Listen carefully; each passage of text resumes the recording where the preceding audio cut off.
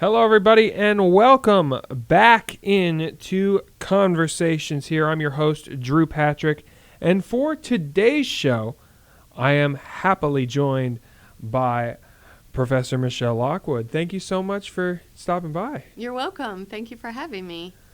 So, obviously, this past year has been unique, to put it nicely. Especially, it's got to be as a professor in art. How has that changed during the pandemic here? Just the ability and the differences you have to do to teach art across a virtual platform. Well, it's an interesting question. It's been quite a challenge, and I think the learning curve was very steep last March, as you can imagine, as it was for everyone. But in art, so much of what we do, and our major is graphic design, and then we have a studio art minor, and studio art plays a big role in graphic design. So a lot of what we do is involving a hands-on experience. You know, even if it ends up on the computer later on, we start by hand and we draw a lot, or in some of our studios, you know, we're using clay or printmaking or sculpting something.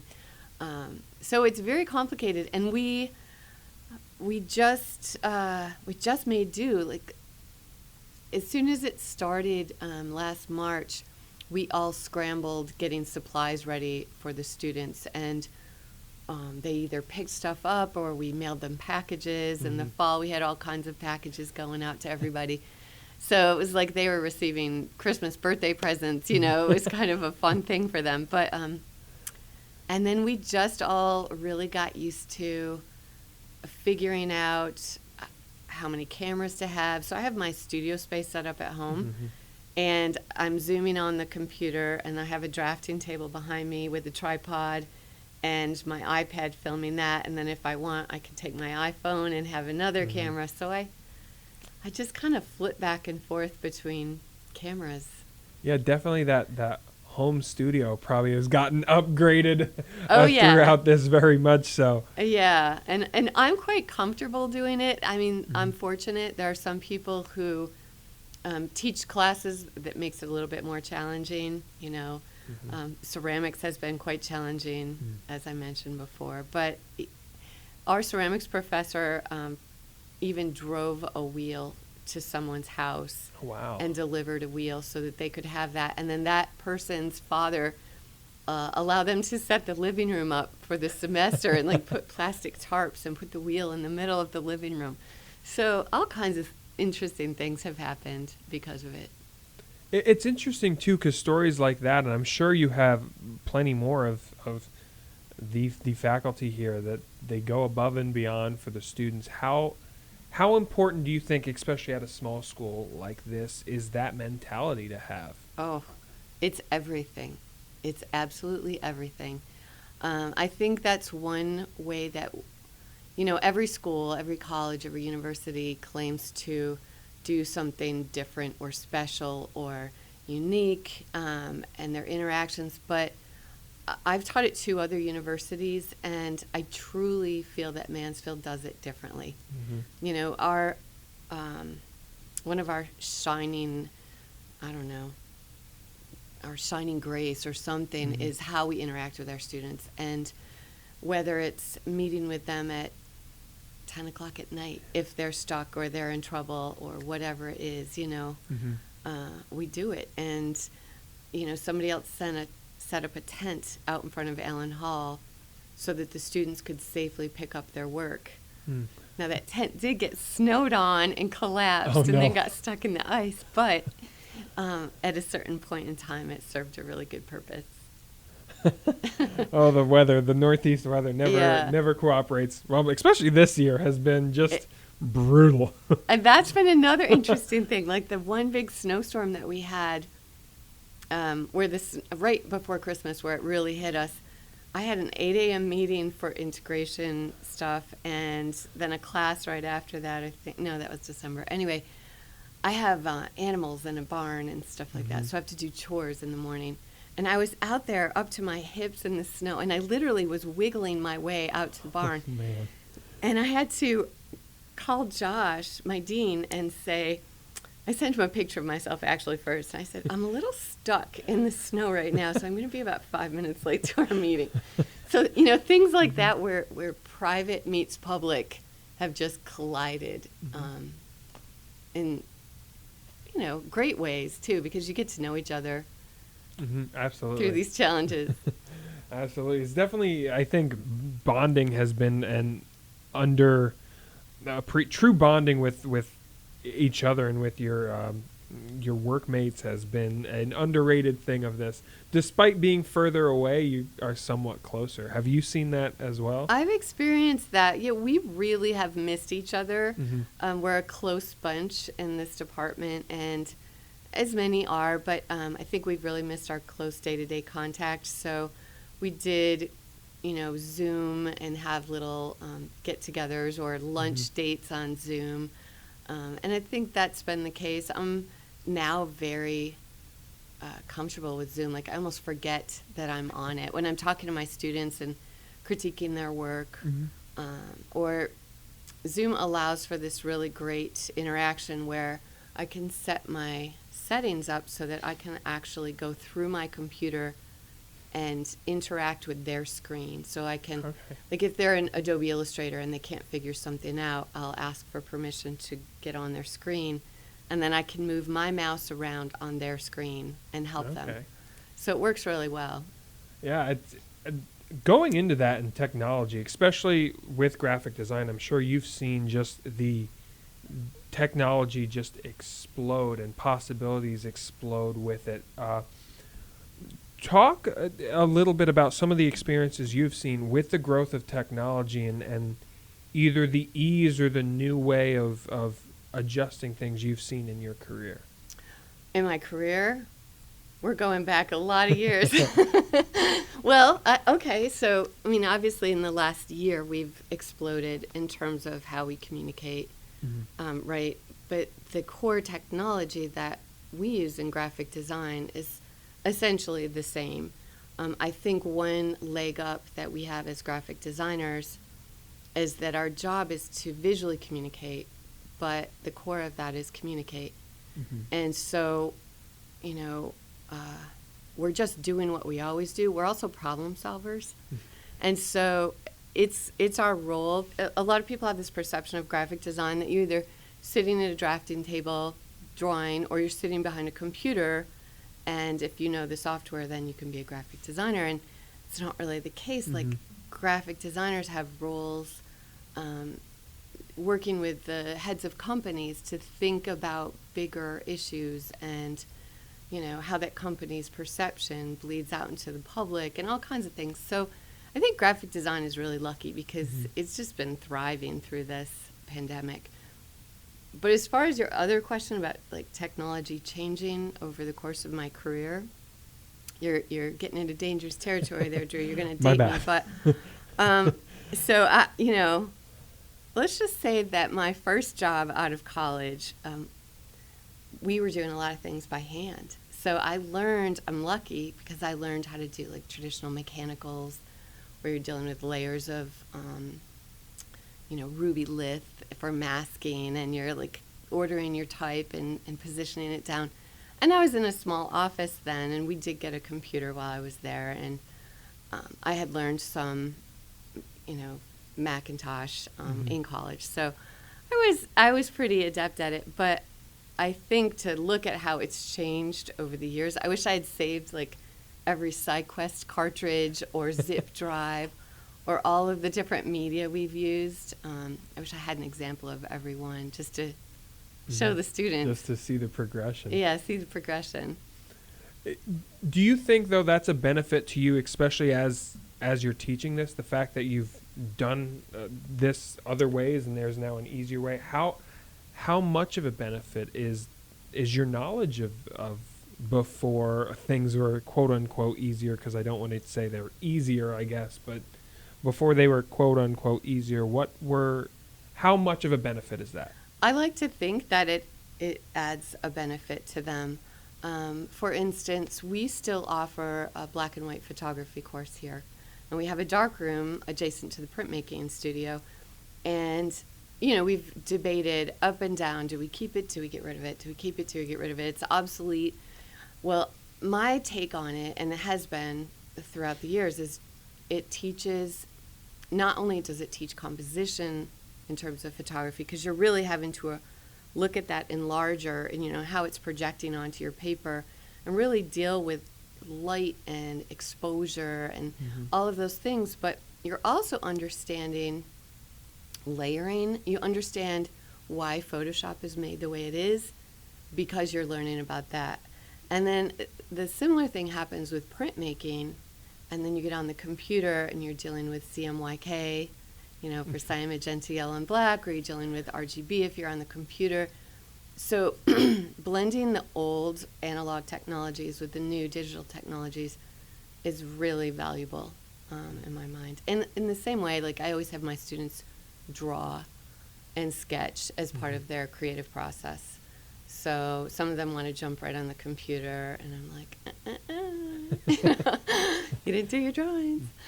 What is the biggest misconception you've seen and heard with graphic design? People hear graphic design and automatically jump. What is one thing that you've heard often that you kind of are like, oh no, you're wrong? Kind of that common misconception. There are several things. That it's easy, that if you have a computer and the right software, that you can be a designer. I think that technology has done certain things by making it easier. So there used to be this mystique in terms of how a graphic designer produced something. And I think that worked to our benefit. And because, everybody can buy this equipment now really inexpensively and learn the software, it doesn't mean that you're understanding the problems the same way or you have the same kind of training. So I just used to fight that battle more. And then as time goes on and you get older, it's kind of like going to the post office and not caring if you brushed your hair. I mean, you just kind of figure like, well, if somebody's going to see my value that needs to see my value. But one of the things that has been a disservice to graphic design is speculative work. And so I try to tell my students this, like you'll hear a lot of, they'll say, oh, there's this opportunity, it says submit your design and you could be chosen. And so I'll look at them and I'll say, so when you go to the grocery store and you're checking out, do you look at the cashier and say, so I'm going to take these bags home and I'm going to try a little bit of everything, and I'll see you tomorrow and I'll pay you for the stuff that I like. And then they start understanding speculative work, and if you're designing for free, then you're actually devaluing the whole profession. So interesting. That's one of my pet peeves right there. No, I completely understand that. Yeah, absolutely. Along with that, and with graphic design, you mentioned like the specific technologies being available at relatively inexpensive.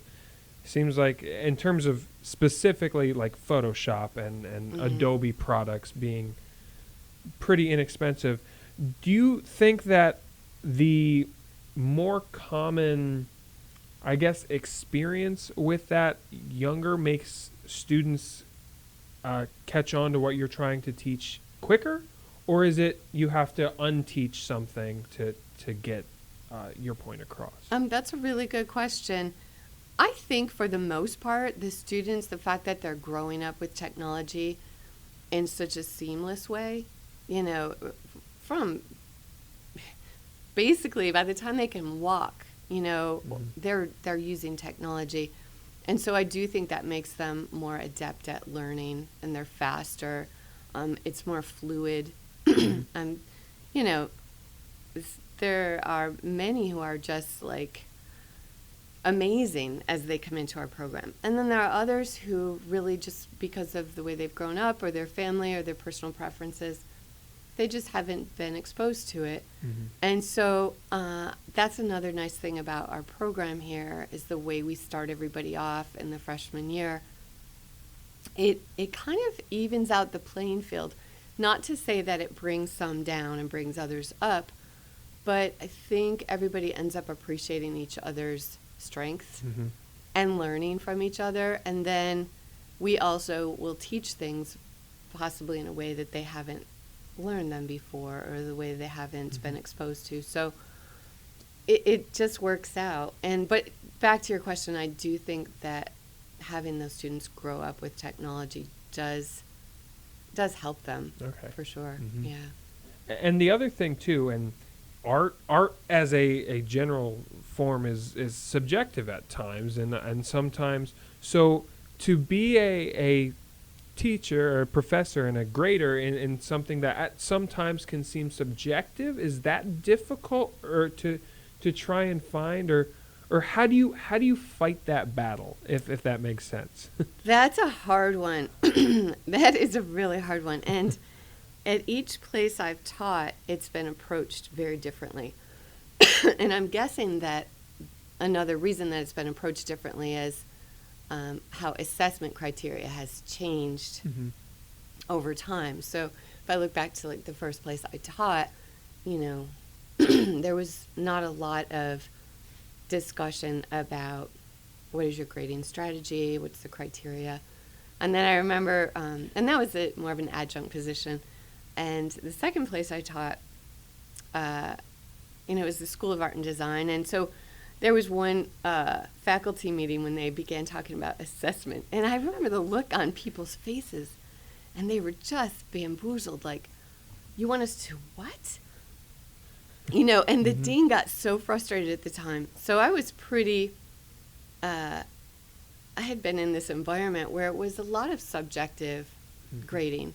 And that subjective judgment comes from a lot of years of experience. So I don't think it's necessarily like, grading without reason or rationale, but it's more of an inner and intuitive rationale. So anyway, along comes assessment, right? Mm-hmm. A bunch of years ago. And we come up with like program outcomes, course outcomes, and then our grading has to line up with those course and program outcomes, so that there are both objective goals to meet, as well as a subjective, intuitive, I guess, judgment, if you can put those two things together, in terms of how you rate that student's work.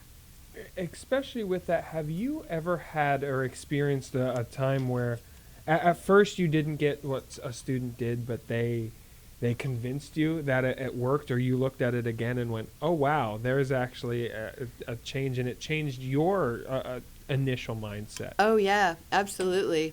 In fact, I like it when a student will look at a project brief I give them and like find the loopholes. Mm-hmm. Or they'll come back to me and say, can I make this? You didn't mention anything about a limit of colors or medium, so can I make this like this? Mm-hmm. And I like it when they do that. Or, sometimes the challenge will be a little bit more aggressive, and like, I really don't understand why you did it this way. And sometimes I'll come back at them with just as much strength and say, no, it needs to be this way for a certain reason, and this is the reason, and you're going to learn more about that. Or other times, I can be convinced that there might be another way to go around that bush. Yeah, it's very fascinating. I have to say, just in terms of two, and I guess this can take us into like the big question of like teaching philosophies and all that fun stuff. But two, obviously, especially with a creative type of medium and a creative type of class, there can be a lot of frustrations. I've talked with music department and with like people in art who just sometimes something you want to get done is not working. It just isn't working. What is your strategy for a student who's frustrated with something that they're trying to do, to reassure them and to try and get them on the right track? You might get a better answer if you ask my students, but I'll try to think about that for a second. I think it depends on the problem that they're having. And as creators, as visual communicators, artists, designers, I think, and I'm in this bunch, so I'm positioning myself together in this bunch, but we're a pretty emotional gang. You know, we think and live with our hearts, and so we can also be sensitive, because in a good way, we're sensitive to the problems so that we can solve them, and the materials and, you know, how we communicate. But it also makes us vulnerable, because everything that we do, we're putting our heart and soul into it. It's part of us. You know, there's really no like clocking out at 5 o'clock and leaving it behind, and that's a blessing and a curse. And so they're learning that maybe for the first time, you know, and how emotional it can be, how just devastating if you can't come up with an idea, or, you know, for whatever reason your idea doesn't pan out. So I usually I just try to talk to them like I would a friend or my nephew, or, you know, a relative, or I just try to listen and try to gauge where it's coming from and what the root of the problem is. And then a lot of times it's a problem that, like, they're running up against a brick wall, but because I've been doing it for quite a number of years, I can say, well, why don't you just go that way? And I think that's one of the dances. It's a dance of being a teacher, is that what you're really doing is giving your own energy and ideas and gently guiding them in different ways. And so in the end, it's their piece that's been directed, you know, and you're leading them to some of the solutions that they're coming up with, and then they're gaining experience and learning as they go. But it involves lots of tears and lots of understanding conversations, and yeah, and maybe, you know, like I had a Swiss professor when I was in college who there were no, you know, heartwarming, teary talks. You know, you either got it or you didn't get it. And so not everybody has that ability, but I think everybody solves it with different strategies. Like, somebody might solve it with humor. Somebody else might solve it with, and I'm thinking of the different people in our department as I say this. We've got one person that's very objective and rational, and then somebody else that's just funny and witty, and somebody else that's super nurturing.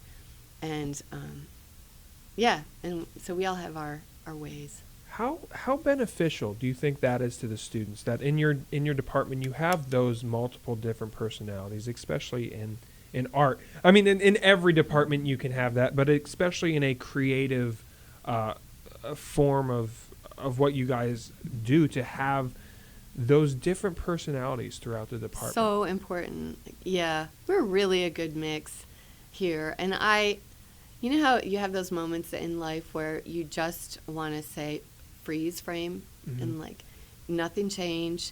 It just stay with the mix. Okay, the pandemic could be over, but other than that, you know, it's really good. We have a super good mix of people and personalities and abilities, and we like each other, and we help our students in different ways. So, yeah, it's so important. And it's one of those things that as we move into the future, different opportunities happen for the university. You grow with that, like, one foot is kind of in the past, like, no, I don't want to leave, you know, I don't want to leave the safety of home. And the other foot's out the door, like, okay, we're going to be better. It's, you know, tomorrow is bigger and better. To have that support too with each other, I'm sure is massive too. Do you see a lot of overlap too with Mansfield students specifically in the art department, or do you find that there are students who are focused on what they want to do, or specifically? When you say overlap, what do you mean? In terms of like a creative student, an art student who wants to try different things. So you'll see, say, a ceramics major try to venture out and take a graphic design class to see if things that they can do can benefit in another way as well. Yeah, I do see a lot of that. And I think one of the great things about the way students come into this program is a lot of times by chance. Mm. And so, they might have declared an academic exploratory program as their major. And so they're just kind of tasting little bit, like, I want to just see how this goes. And then they like it. And so they work their way into the major. Somebody else might purposefully have a major that is very disparate, like a psychology major that ends up taking a ceramics course, and then or a design course or anything, and then sees the intersection between the two. And then there are opportunities for minoring or double majoring. So yeah, I do see a lot of crossover like that. And I think that there are certain things we do that encourage that. One of the things that I love in our program is our senior year. And so we have 2 courses that lead them through their senior year and prepare them. One is called Design Theory and Practice. And we do just that. We explore a lot of issues around the theory and why you're making what you're making, what you want to do when you leave, and preparing them for that. And then their senior seminar, it's their opportunity to say, I'm interested in this area. And that area might be a very traditional applied design, or it might be an issue that involves helping abused children, or it can mix areas really, and I'm just pulling that out of the air. But it's very interesting because we have them do a lot of research so that by the time they start making work about that they're really versed in the area that they're interested in. And some interesting projects have come out of it. It's good. And please don't see this as asking you to pick between students, but in terms of what makes you the most proud as a teacher, to see growth from point A to the end, or a massive skill set, and maybe those two go hand in hand, which they easily could, but in terms of the big step up in growth or the skill set being incredible, which is one of those things that you feel the most pride in? Probably what you call the big step up in growth. I think skill set is a thing that they're always going to have to be pursuing. And the technology changes so quickly in graphic design that you have to commit to lifelong learning. And being engaged in it, and just almost like your toothpaste changes or your soap changes or whatever it is. Like, that's just going to be a given that's going to evolve. But that the moments of aha, or I get it, those are the really special, magical moments. Absolutely. I want to go slightly back a little bit to, we were talking about like inspiration, and sometimes, especially creatively, and I've experienced it a bunch, you get blocked. And sometimes when you can't really be blocked, you can get blocked. What is your best piece of advice for creators who get blocked to try and find that inspiration? Go take a shower. No, I tell them to do something that is not art, not design, something that's like an everyday task, whether it's running or for me, it is my lifesaver is taking care of my animals. So I have a lot of creative time, first thing in the morning, last thing at night, when I, do what I do and feed them and shovel manure and clean the stalls or whatever. But if you do a repetitive activity, and I think it frees you up to think. And so I find the shower is a really great place to think. And so I have those little shower crayons in my showers, and then you draw your ideas on the wall, and so. Hey, I think I've heard the expression shower thoughts before, and I think it's a real thing. It is a real I believe you. Yeah, the philosopher John Dewey had a theory about it, and just that moment when you are thinking and thinking and thinking, and you let up and do something that is a repetitive action, then all the thinking work, it's not like you're not working. All that work, like, you get the benefit because it just washes over you, so to speak. Sometimes literally. No, Yeah, sometimes literally. So I wanted to actually talk to you about your animals and being that, I don't want to say escape, because I don't think escape's the right word, but to have that other form. You said sometimes it can help with block, but to have that other, how's that been like for you to have that those animals and to help raise those animals? It's been amazing. They teach me lessons. I can't even tell you. Like, we could have a whole conversation just about the animals.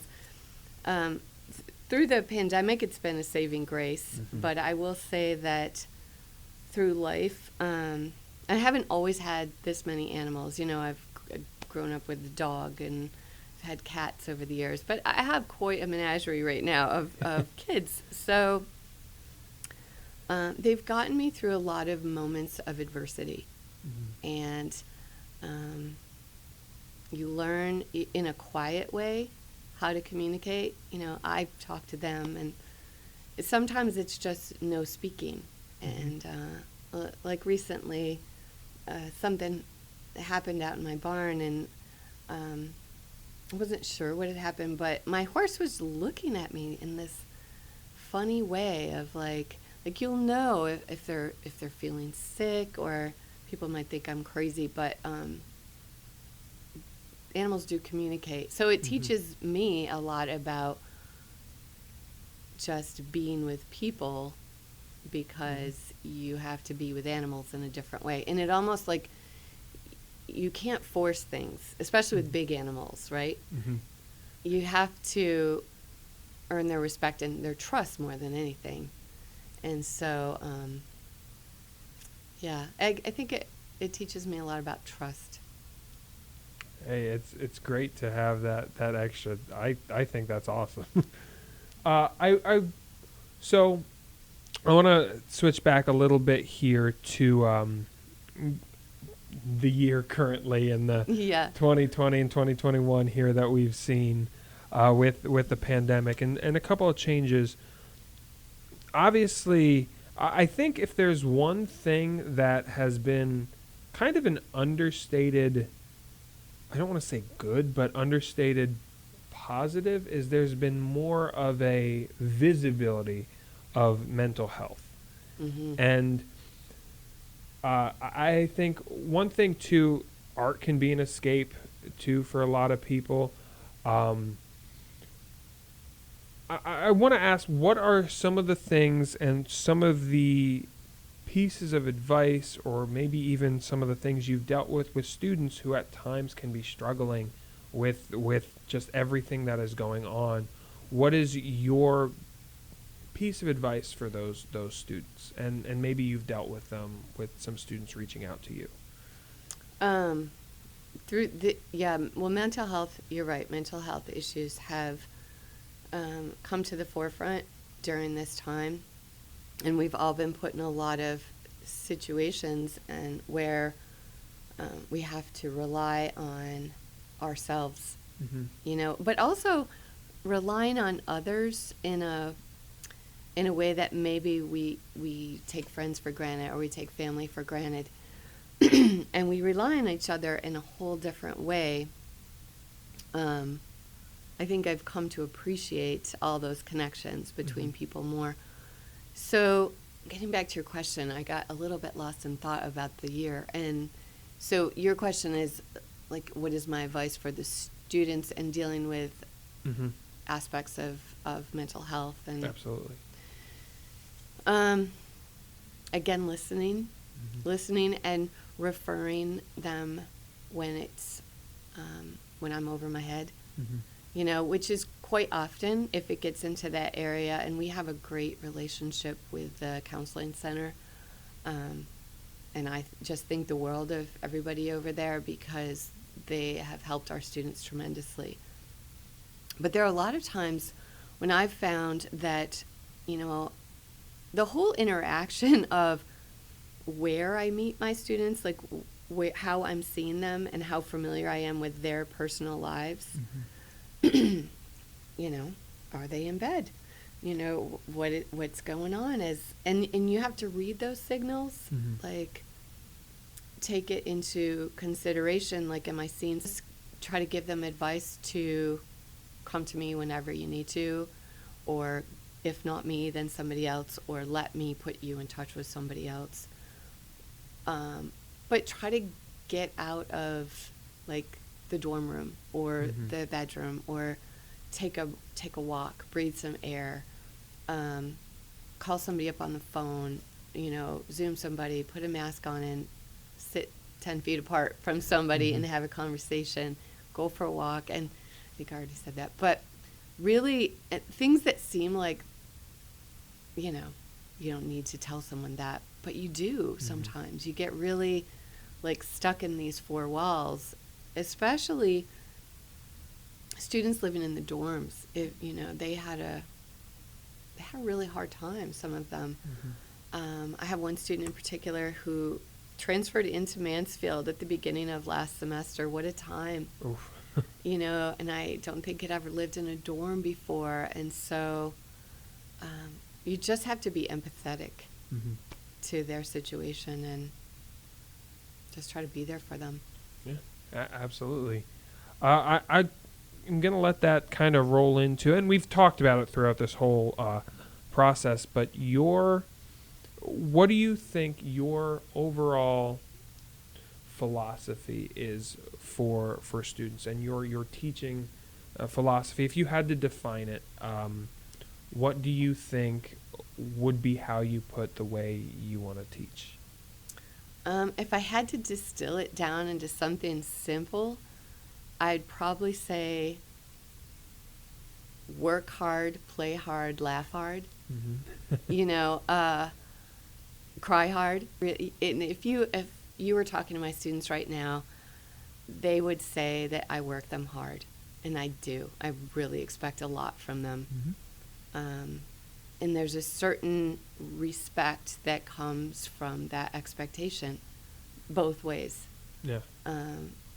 But I can be silly, and I can be soft when I need to be, and I can, be a lot of things. And I think being human is probably the overarching thing, is just to be human. But set your standard, set your bar high. Absolutely.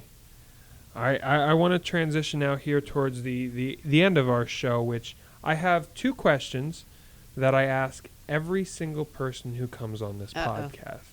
And they really have nothing to do with anything. It's just a brilliant way. Well, brilliant. Listen to me pumping myself up. A fun way I like to end these shows, just to end on a positive. The first question here is your go-to meal to impress. Oh, boy. And it can be, for me, like, it's always, I can make this dish. We call it chicken divan. It's a really good chicken and broccoli type dish. It's really good. And if I have to impress somebody, that's the one I'm making. Some have said I'm not a cook, so I'll go out and give me their go-to place. But your go-to meal to impress. What if I have two? Hey, go for it. Okay. So I haven't had to put these into use in a while, but I would say I make a mean Mediterranean fish stew. And I make a pretty good lasagna. I like lasagna. Yeah. Right. So those would be my two go-tos. All right. Ooh, they sound good. Man, I always ask these questions here at the end, and then I always get hungry. I know, right? At the end, I was like, ooh, I could use that. And the second question is, obviously, as a professor, you have to talk a lot. You have to speak a lot. Sometimes you have to do a lot of public speaking. And sometimes it doesn't always go the best way. And so I'm going to ask what your most embarrassing public speaking moment is. However, you do not have to fully go into detail. It's just going to be 3 words or phrases that have to do with your worst public speaking experience. For example, mine is high school appliances bleach. And the best part of this, there will be no follow-up question. Oh, this is great. Okay. Only 3. Yeah, 3 words or phrases. So yeah, if you want to do a full phrase for it too, you're I'm welcome just going to to go too. for it here. So, I don't know if it was high school. I'll say high school or middle school. High school home ec skit. There's a phrase. 4 food groups. I'm a drumstick in a cardboard box. Listen to my friend. Tripped while speaking. Didn't have pants on under the box. All right, and no, like I said, no follow-up question to that. Thank goodness. I think that tells the whole picture right there. Well, Professor Lockwood, thank you so much for taking the time and coming on Conversations. Oh, thank you, Drew. It was really fun. Yeah, absolutely. We had a great time. And thank you all so much for tuning in and listening. And for more great episodes of Conversation, go to the podcast page on mansfield.edu. Thank you all so much for listening, and we will see you next time. Have a great one.